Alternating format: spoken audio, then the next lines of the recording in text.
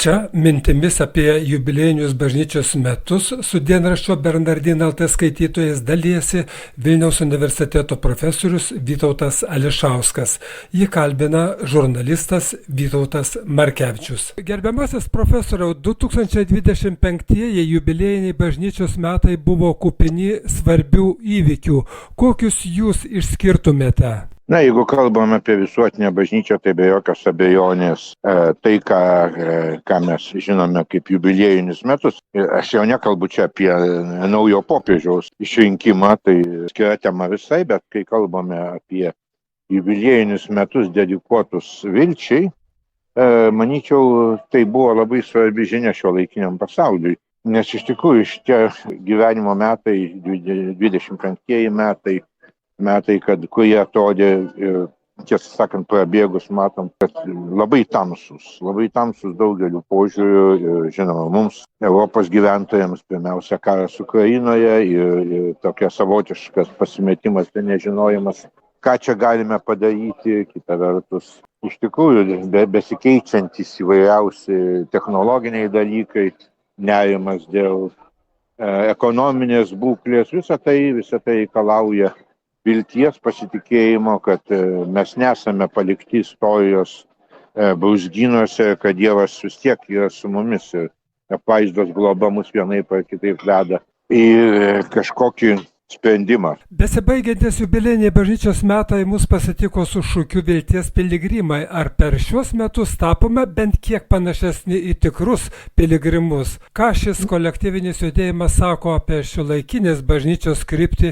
ir mūsų pačių viltį? Aš manyčiau, kad čia reikia prisiminti ir tai, ką popiežius Leonas nuolat pabrėžė, tai Pranciškaus sinodinė bažnyčios vizija. Tas pats sinodo supratimas, sinodo sąvoka irgi, kaip primindavo Pranciškus, reiškia keliavimą drauge. Tai irgi yra bažnyčia keliaujanti šitame pasaulyje, lydima kaip tiktais išganymo vilties. Tai šia prasme sinodinio proceso reikšmė, man atrodo, labai gražiai susilieja su ta vilties piligrimų šūkiu. Kita vertus, aš manau, kad apskritai, jau sakiau, kad viltis yra šiais beviltiškais laikais vienintelis dalykas, kuris padeda išlikti, gyventi, realiai veikti. Kaip jūs vertinate popiežiaus Leono XIV brėžiamą liniją? Ar matote jie sugrįžimą prie klasikinės bažnyčios diplomatijos ir griežtesnės moralinės laikysenos, lyginant su jo pirmtako Pranciškaus akcentuotų gailestingumu? Aš manau, kad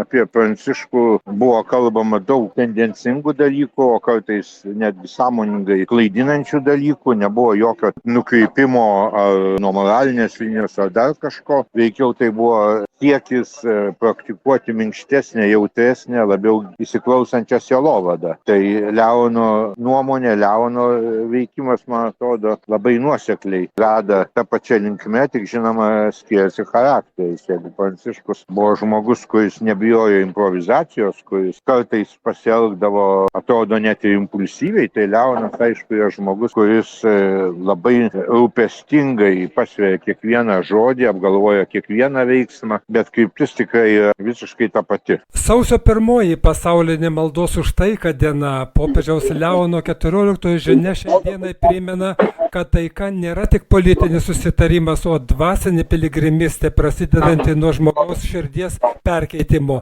Popiežius akcentuoja, kad šiame postjubiliejiniame laike krikščionys privalo tapti ne tik vilties nešėjais, bet ir drąsiais teisingumo gynėjais, gebančiais dialogu įveikti net giliausius civilizacinius lūžius.